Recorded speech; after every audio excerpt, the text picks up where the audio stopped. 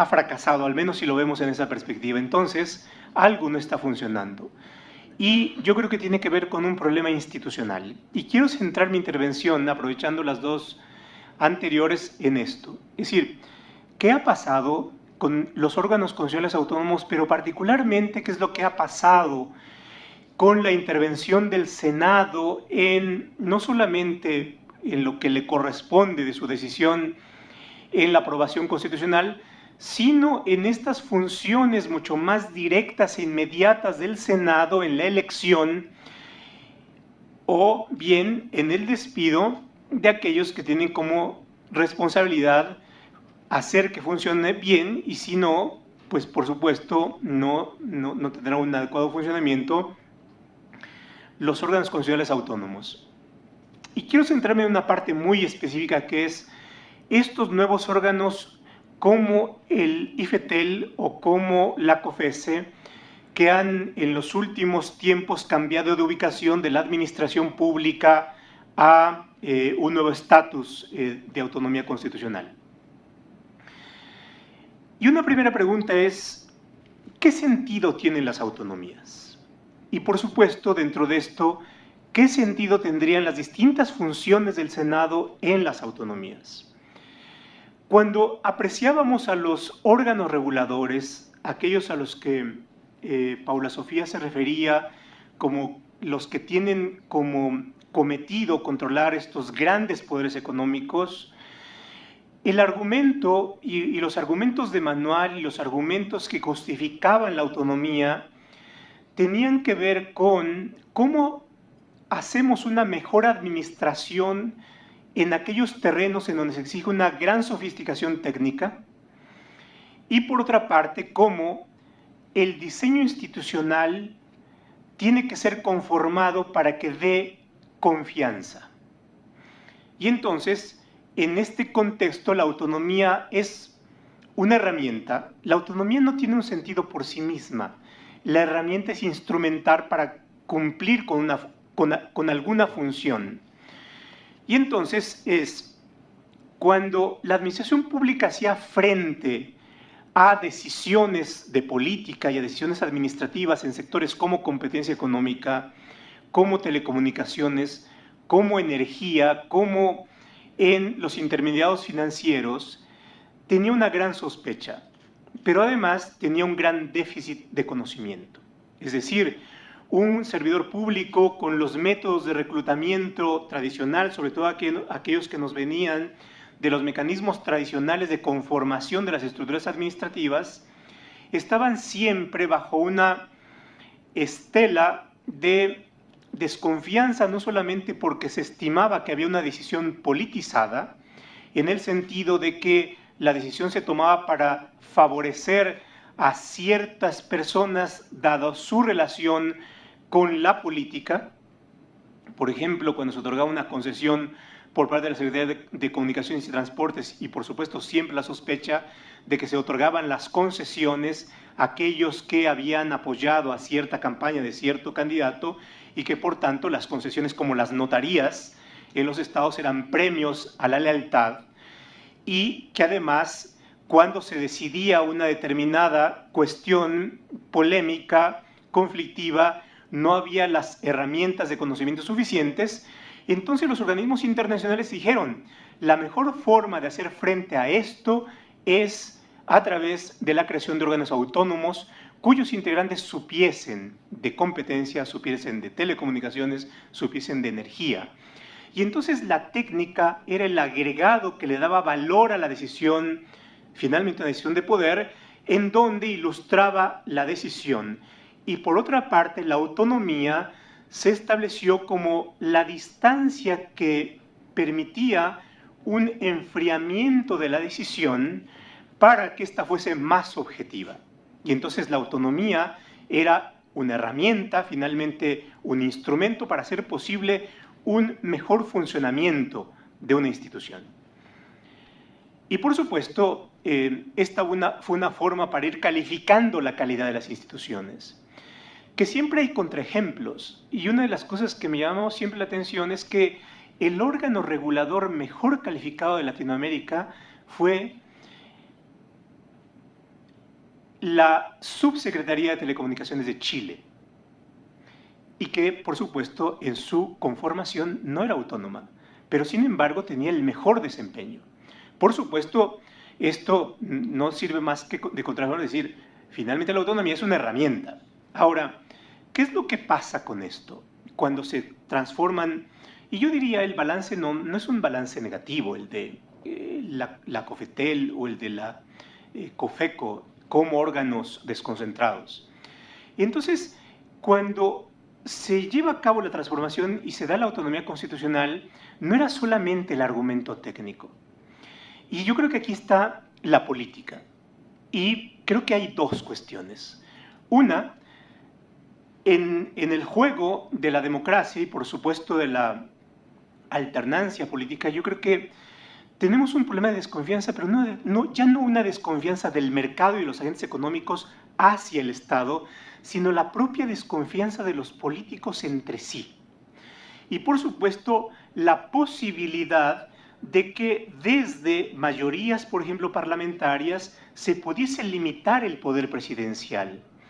Pero como posteriormente, bueno, en la medida en que se buscaba extraer del Ejecutivo cuestiones tales como el nombramiento de los comisionados, y esto se llegó a presentar en la Corte, y precisamente la Corte dijo, como es un órgano administrativo, entonces el presidente debería tener los poderes para nombrar. Y la respuesta fue, bueno, esto es porque la Constitución no establece la facultad del Senado para intervenir en la designación o en la ratificación de los comisionados. Por tanto, hay que constitucionalizarlos. Y de esta manera vamos estableciendo límites al poder. Y finalmente el éxito fue la constitucionalización de las autonomías. Pero un escenario de una enorme desconfianza entre los propios actores políticos. Y bueno, el acuerdo implica también cómo el aumento de comisionados, pero también es una forma aquí de cómo se van dando los distintos juegos de los distintos partidos, particularmente los tres partidos con mayor representación, también la intervención de. Y entonces, lo que vamos teniendo es un escenario en donde el Senado va teniendo, por supuesto, una mayor intervención. Ya no es solamente aquel escenario en donde, por ejemplo, en COFETEL, y esto es muy ejemplificativo de cómo también se va dando una diversidad o necesidad de distintas respuestas sobre toda la participación, teníamos que después del incidente de la ley Televisa, uno de los comisionados es senador del PRI, otro comisionado es senador del PAN, y por tanto hay una mayor transparencia en esta relación de partidos de designación de comisionados. Y cómo la participación también va siendo un fenómeno al que se le van dando distintas respuestas, sobre todo la necesidad de limitar o de transparentar la designación de comisionados. Y tenemos una diversidad de modelos. Digamos, desde los modelos de la Comisión de Competencia Económica y del Instituto Federal de Telecomunicaciones, en donde hay un examen técnico a partir del cual pudiera darse una base en la cual, con un mínimo de conocimientos, o que una base de conocimientos después hubiese una decisión política, hasta esquemas, por ejemplo, como los de el Instituto de Transparencia y Acceso a la Información, con un esquema mucho más abierto y, por supuesto, donde hay una mayor discrecionalidad política. Y entonces, lo que tenemos aquí son dos cuestiones, es decir, primero, ¿de qué manera se van diseñando aquellas herramientas a cargo del Senado por las cuales habría una mejor selección de los comisionados atendiendo a las tareas técnicas de las instituciones? Y esto lo vemos fundamentalmente en aquellos órganos que tienen una función de regulación y de competencia económica, pero por otra parte que este mismo mecanismo no se estableció en el caso del IFAI. A ver, y yo te encontraría una explicación. ¿Por qué? Porque en el caso del IFAI, su función tiene que ver con el control ya no solamente de la administración, sino también en el control de los distintos poderes. Y por tanto, había una necesidad de tener una mayor intervención de la decisión política en la integración de los órganos. En cambio, En el caso de órganos en donde su clientela está hacia afuera, particularmente hacia las clientelas económicas, entonces hay un desplazamiento de la propia decisión política hacia una decisión con mayor agregado de la técnica y la presencia, por ejemplo, de órganos que tenían a su cargo el diseño de exámenes, entonces permitía pues un mayor distanciamiento de la decisión política hacia la decisión técnica. Perdón, ¿cómo vamos de tiempo? Bien, 5 minutos para concluir. Bien, entonces, cuando llegamos a este punto es de qué manera el Senado ha asumido su responsabilidad para cuidar varias cuestiones. Una primera es la idoneidad de los integrantes en los órganos constitucionales autónomos a partir de ciertos estándares mínimos.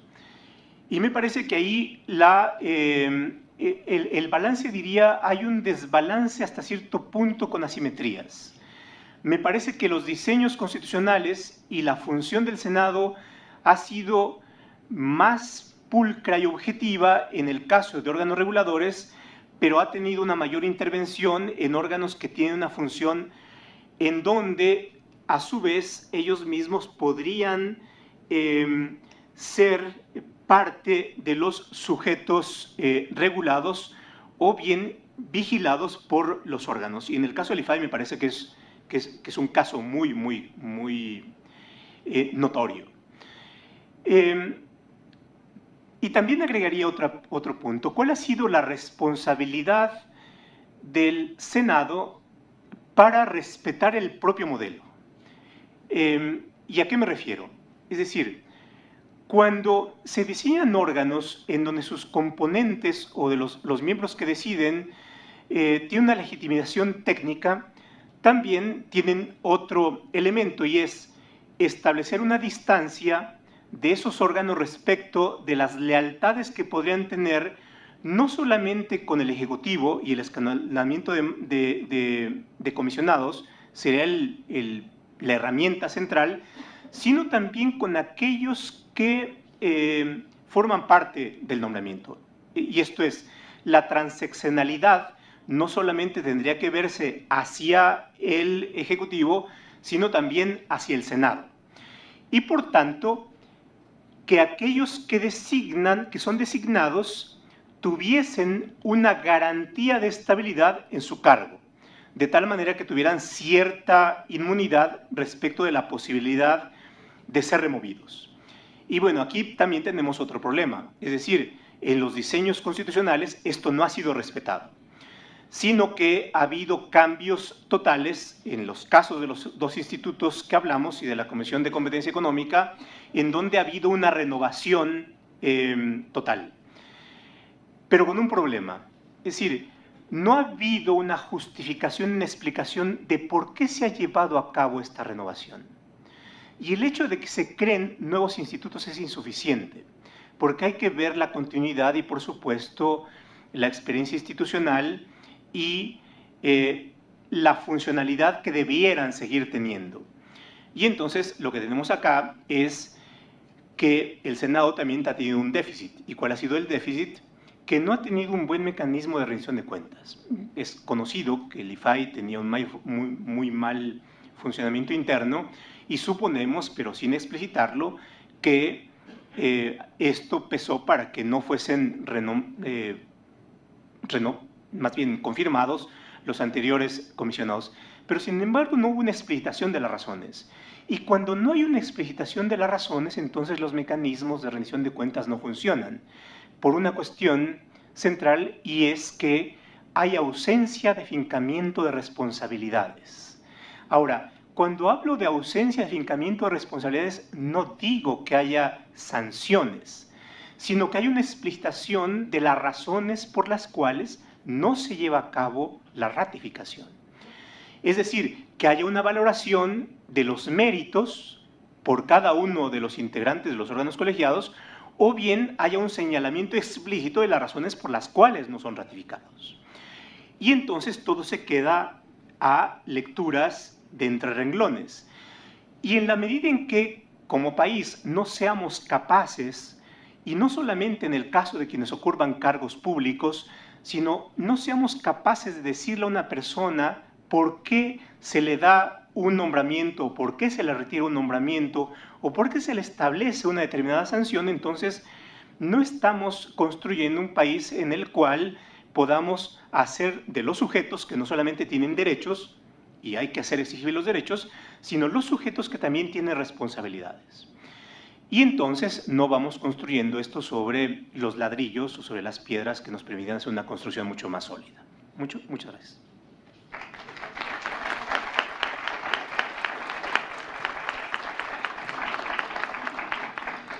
Bien, agradecemos la participación del doctor Roldán, ha partido de ese señalamiento sobre el contraste entre la garantía o ese reconocimiento de derechos fundamentales que establece la Constitución y cómo esto contrasta con la debilidad en las condiciones sociales que no han logrado asegurar condiciones de bienestar elevadas. Por supuesto, se cuestiona el sentido que tienen las autonomías de estas instituciones, de estos órganos, en el que pues, se ha argumentado la necesidad de incorporar pues, personajes, elementos y funciones sofisticadamente o técnicas robustas, gente con esa preparación, y el diseño institucional que permita ofrecer confianza a los distintos agentes sociales. Por supuesto, esa desconfianza que ha logrado alcanzar, pues, incluso a los agentes políticos. Agradecemos entonces la participación del doctor Roldán. Hay algunas preguntas, de hecho, una en particular dirigida al doctor Roldán, y un par de preguntas abiertas que quisiera hacer y luego dar paso a una segunda intervención de 5 minutos para cada ponente. Hay una persona del público que considera que la Comisión Federal de Competencia no ha cumplido su objetivo, toda vez que no ha ordenado los mercados, y se pregunta, ¿no sería conveniente valorar en este caso su función? Y una segunda pregunta se refiere a que se ha dicho que los órganos autónomos constitucionales debilitan el poder del Estado. ¿Qué se opina al respecto? Por supuesto, esta segunda intervención, pues habría posibilidad de alguna réplica de cualquier intervención de algún panelista o algún comentario adicional. Empezamos, por favor, entonces de vuelta con el doctor Roldán y terminamos con el senador. Por favor. Gracias. La pregunta es, ¿cuál es la opinión sobre el efecto institucional de los órganos autónomos con las recientes aprobaciones de leyes generales? Se empoderan.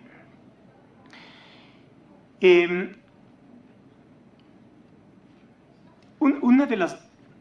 En este último tsunami, diría Paula Sofía, de órganos constitucionales autónomos, otro de los elementos es, yo creo que el federalismo está siendo reconformado y hay una fuerte tendencia a la centralización.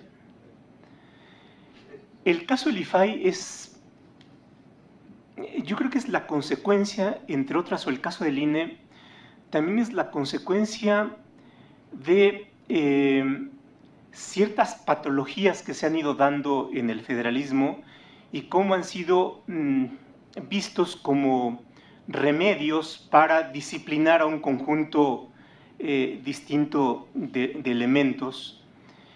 Y por supuesto, el vehículo normativo ha sido esto de las leyes generales, pero son leyes generales de nuevo tipo. Es decir, ya no son las leyes generales a las que estábamos acostumbrados a explicar o a operar, como las de educación, a partir de la idea de que hay facultades concurrentes o coincidentes, ahí las explicaciones son distintas, sino que son leyes generales que van estableciendo ciertos estándares que tienen que ser observados no solamente por el ámbito federal, sino también por los niveles locales, y en dónde se van dando estas instancias como el IFAI o como el INE que van siendo instancias de revisión de actos de los órganos locales, o bien que en el caso extremo pueden llevar a cabo medidas casi como las del derecho mercantil de intervención a cargo de la gerencia, ¿no? Y por tanto hacerse cargo, por ejemplo, de la administración de elecciones. Y por supuesto, en estos dos ámbitos sí hay un empoderamiento, ¿no? Ahora, lo relevante, además de esto, es cómo se va a ir configurando y cómo se va a ir dando el desempeño de los órganos constitucionales autónomos. Y me parece que ahí no solamente es un problema de perfiles, sino también es una cuestión de qué tipos de funciones son las que realizan, cuáles son las funciones o cuáles son las características de las funciones y por tanto cómo debieran estar conformados los órganos y por tanto cuáles debieran ser también aquellos casos en donde los propios actos de los órganos constitucionales, particularmente en el caso del IFAI, pueden ser revisados. Una de las preguntas que era muy frecuente en la comparecencia de los candidatos a comisionados del IFAI era, ¿considera que deben ser abogados los comisionados? Y por supuesto ahí los del gremio de los abogados decíamos, pues claro que sí, ¿no? Y es que nos gusta a los abogados estar siempre en todo y por supuesto el argumento es que hay interpretación constitucional. Pero siempre me pareció limitada esta respuesta. ¿Por qué? Porque era no ver qué es lo que haría el IFAI. A ver, y por supuesto el IFAI tiene una función muy importante de cara a los derechos, pero también el IFAI tiene una función muy importante de cara al funcionamiento institucional. Por ejemplo, y por tanto la decisión que viene del IFAI no es una decisión, por supuesto tiene forma jurídica, pero los contenidos de las decisiones tienen que tener componentes en donde, por supuesto, los abogados tienen que poner su conocimiento, pero también otras profesiones y otros conocimientos tienen que aportar a la decisión institucional. Y es lo que pasa también en órganos tales como el IFETEL o como la Comisión de Competencia Económica. En la medida en que son decisiones de poder y son decisiones institucionales, tienen que tener los componentes que vuelvan no solamente jurídicamente bien hechas, sino también tienen que ser económicamente bien hechas o funcionalmente bien hechas o institucionalmente bien hechas, porque impactan la forma en cómo deciden los órganos o cómo se van conformando los mercados. Entonces yo diría, bueno, por supuesto, si hay un tema de repensamiento del federalismo, hay un tema de apoderamiento, pero también tenemos que estar vigilantes de cómo van funcionando estos órganos. Muy bien, agradecemos mucho la puntualidad en los tiempos. Por favor, Paula Sofía. Gracias. Bueno, la primera pregunta, si se tiene que evaluar la función de los órganos constitucionales autónomos, no solo de la Comisión Federal de Competencia, yo creo que sí, de todos. Se tiene que hacer una valoración, una encuesta de satisfacción al cliente para ver si están cumpliendo con sus objetivos, no solo con sus objetivos constitucionales, sino también con los objetivos últimos que tienen que cumplir. Mejores condiciones de competencia, elecciones más transparentes, mayor legitimidad, un mejor derecho de acceso a la información. Yo creo que sí, se tiene que hacer además una revisión constante que si ya no hicimos a la hora de crear una cantidad impresionante de órganos constitucionales autónomos, sí la tenemos que hacer para seguir revisando su pertinencia a través del tiempo y ver si lo que necesitan es un ajuste legal, un ajuste de facultades, o si incluso ya terminaron su tiempo de vigencia y pensar en otro modelo. Eso también puede ser una de las cosas que se puede llegar a esa conclusión. Yo creo que no podemos decir, ay no, que se queden ahí para siempre, funcionen o no funcionen. Luego la otra, si los órganos constitucionales autónomos debilitan el poder del Estado. Esta la voy a tener que responder en clave de filosofía política. Creo que no son parte del Estado. Es un nuevo modelo de configuración del Estado y no por eso se debilita. Su origen, si nos vamos a términos hobbesianos y de Rousseau, pues también parten de un pacto político, dado en términos de clave democrática a partir de los representantes populares, etcétera, pero son parte de un pacto político, ya lo decía el senador también atienden a una necesidad política, entonces no creo que podamos decir que debilitan al Estado. Y por otro lado, pues creo que esta cosa de debilidad está relacionada con esta idea de que la concentración del poder, a mayor dispersión, mayor debilidad. Y pues si estamos en una democracia constitucional y le estamos apostando a un pluripartidismo y a una mayor participación, pensar en debilidad del Estado a partir de una desconcentración no solo es falso, también es muy peligroso. Muchas gracias. Muy bien, agradecemos esta segunda intervención y pues ahora damos la palabra nuevamente al senador Enrique Burgos, por favor. Muchas gracias. De los comentarios que aquí se han vertido, yo diría el escenario quizá obligue a una revisión más general, no solamente acotarlo al requerimiento o a la explicación o si quiere justificación de los órganos constitucionales autónomos. Es probable que en este escenario de transformaciones efectivamente haya que dar un nuevo impulso a una especie de federalismo renovado y quizá también a un municipalismo renovado también, en cuanto a que son factores de estabilidad, de crecimiento, de reconocimiento entre las distintas circunstancias que se viven en el país. Chihuahua y Chiapas son muy distintas, o Nuevo León y Oaxaca también. Entonces, no solamente se va a tener que limitar este nuevo escenario, es decir, con órganos constitucionales autónomos, que yo insisto que en lo personal hasta ahí ya está bien, sino decir, bueno, y los otros componentes, los fundamentales, habrá que afinarlos, revisarlos, ajustarlos, sin desprendimiento y sin ruptura con la tesis constitucional. Ahora, comparto el comentario de la doctora Vázquez, en el sentido de que pues todos están a prueba. Por ejemplo, en mi opinión muy personal, el IFE trabajó bien. Desde que llegó José Woldenberg, me parece que hizo una buena tarea, bien. Ahora hay un nuevo instituto, en mi opinión diría, vamos a probar, vamos a ver cómo opera, si efectivamente esta atracción de facultades que derivan de la reforma constitucional tiene justificación, tiene capacidad de resolverla, si esta recomposición le va a dar funcionalidad, credibilidad de la que tanto hemos hablado. Será un organismo que quede a prueba finalmente. Ahora, los integrantes, en mi opinión, no basta con que fuesen abogados, o que fuesen ingenieros, o que fuesen contadores. Dice, bueno, en telecomunicaciones se requiere un ingeniero que sepa muy bien satélites y banda ancha, y no, ni tampoco abogado, ni contador. Requiere un componente adicional, conciencia de que desenvuelven una función de Estado. Son órganos del Estado, al final de cuentas. En mi opinión, sí son órganos del Estado, no están al margen del Estado, están dentro de la órbita del constitucionalismo mexicano y deben tener una visión de Estado. No pueden estar al margen de lo que sucede en el exterior. Sus decisiones, con el acotamiento de la naturaleza que les ha sido encomendada, pero deben tener una visión de Estado.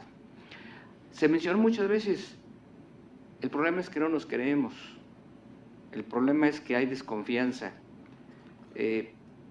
Habría que recordar ese proverbio tan popular. Si el problema es de falta de credibilidad o desconfianza, no busquemos solamente en el organismo constitucional autónomo el remedio o el curita.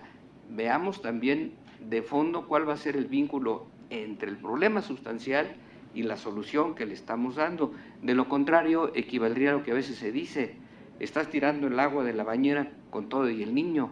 Entonces, más o menos. Entonces, habría que decir, bueno, si el problema es confianza, ¿dónde vamos a generar confianza? ¿cómo vamos a generar un mayor control, una mayor credibilidad? ¿Qué tipo de sanción? ¿Qué tipo de ajustes? Por lo tanto, todo el aparato, no solamente de la administración, todo el aparato del Estado, todas las estructuras, tienen que entrar a una nueva funcionalidad. Hace rato se mencionaba aquí también que fueran transeccionales y que también el Senado, es decir, si no da garantía porque los senadores son de 6 años o de 3, no viene al caso estrictamente, pero habrá otros componentes que veremos en poco tiempo. ¿Qué pasa con la reelección? ¿Se quedarán varios diputados, senadores? ¿Tendrán una línea de continuidad? ¿Tendrán una tesis de políticas de Estado? Es decir, ¿estos diputados van a aguantar hasta 12 años? ¿Por qué? Pues porque tienen ley de continuidad, tienen un proyecto político que es compatible con el nuevo diseño, ¿o no? Es decir, hay componentes nuevos, habrá factores nuevos, y también, si el caso es que haya que cambiar, hay que cambiar. El que sean diseñados para 9 años, o para 17, o para 15 y escalonados, es bueno, pero si no funciona, que se haga el cambio también, hay que agotarlo, porque de lo contrario sería cerrarse a un inmovilismo que, lejos de ser una solución, sería un problema. No están funcionando, aguántate 15 años hasta que se les acabe esto. No, para eso es la Constitución, deviene de un ordenamiento constitucional. Muchas gracias. Muy bien, pues agradecemos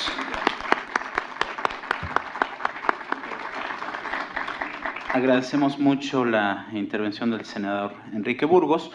Con esto prácticamente concluimos. Si no hay alguna inquietud adicional, cerramos entonces esta segunda mesa, agradeciendo mucho a nuestros panelistas y por supuesto invitándolos a regresar a las 4 de la tarde en la organización de la tercera mesa. Muchas gracias a todos, muchas gracias. Muchas gracias a los ponentes en esta segunda mesa. De esta manera se llevó a cabo la segunda mesa de trabajo, la cual se denominó Órganos Constitucionales Autónomos, nuevas configuraciones de equilibrio, en donde se habló sobre la necesidad de los órganos autónomos, sus desafíos, los mecanismos frente a otros poderes, así como la colaboración entre ellos. Además, los presentes manifestaron que dentro de los grandes retos que tienen estos organismos autónomos que actualmente se crearon están las batallas culturales, la protección de los derechos fundamentales, la universalidad, así como la garantía de los derechos humanos precisamente. Bueno, pues por mi parte es todo. Muchísimas gracias por su atención. Yo lo invito a que permanezca en la señal del canal del Congreso.